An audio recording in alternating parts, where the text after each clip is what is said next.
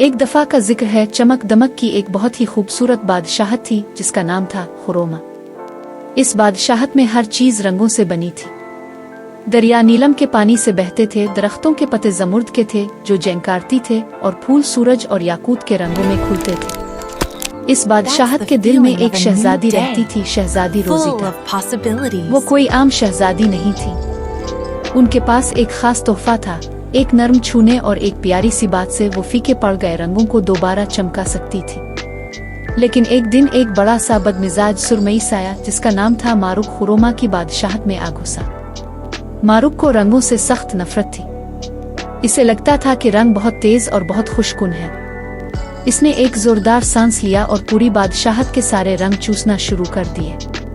नीलम के दरिया कीचड़ में बदल गए, जमुर्द के पत्ते खामोश और सुरमई हो गए और फूल मुरझाकर साए बन गए। पूरी बादशाहत पर एक उदास खामोशी छा गई। शहजादी रोज़िटा ने अपने बालकोनी से बाहर देखा और उनका दिल भी बाहर की दुनिया की तरह सुरमई महसूस होने लगा। वो जानती थीं कि उन्हें कुछ करना होगा। चुनांचे उन्होंने अपनी सबसे अमली पर फिर भी बहुत खूबसूरत गुलाबी मुहिम जोई वाली पोशाक पहनी और मारुक को ढूंढने निकल पड़े।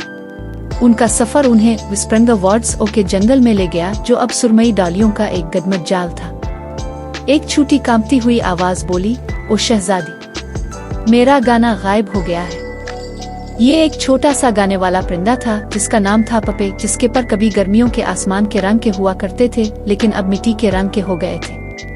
फिक्र मत करो पपे, रोज़िटा ने बड़ी मेहरबानी से कहा। मैं तुम्हारा गाना ढूंढ कर लाऊंगी। क्या तुम मेरी मदद करोगे? पपे उनकी मेहरबानी का शुक्रगुजार होकर उनके कंधे पर आ बैठा और उनका रहनुमा बन गया। जल्द ही उन्हें मारुक एक गार में मिल गया जो शीशे के मर्तबानों में कैद चोरी के किए हुए रंगों से घिरा हुआ था। वो दो चमकती आंखों वाले बादल की तरह लग रहा था। हमारे रंग वापस दो मारुक, शहजादी रोज़िटा ने बहादुरी से कहा। कभी नहीं, इसने गरज कर कहा। ये बहुत तेज हैं। ये मेरी आंखों को चुभते हैं। रोज़िटा को गुस्सा नहीं आया। इसके बजाय इसने गौर से मारुक को देखा। इसने महसूस किया कि वो सिर्फ बदमिजाज नहीं था, वो तन्हा था। वो सायों में रहता था और उसने रंगों की खुशी को कभी महसूस ही नहीं किया था। इसे एक ख्याल आया। इसने पपी की तरफ मोड़कर सरगोशी की।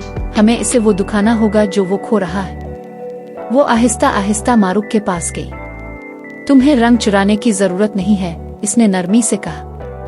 तुम उन्हें बांध सकते हो। इसने एक मर्तबान की तरफ हाथ बढ़ाया जिसमें एक नरम सुनहरी सूरज तुलू का रंग था। मारुक ने बुड़बुड़ाया लेकिन इसे रोका नहीं। रोज़िटा ने रंग अपने लिए नहीं लिया। इसके बजाय इसने आहिस्ता से थोड़ा सा रंग मारुक के खुद के सुरमई उदास कंधे पर डाल दिया। एक हैरत अंगेज चीज हुई। सुरमई जगह एक गर्म मक्खन जैसे पीलाहट में बदल गई। मारुक इसे घोर कर देखने लगा। इसकी चमकती आंखें हैरत से फैल गईं। इसे तकलीफ नहीं हुई। ये महसूस हुआ। गिरमाज देखा, रोज़िटा ने कहा।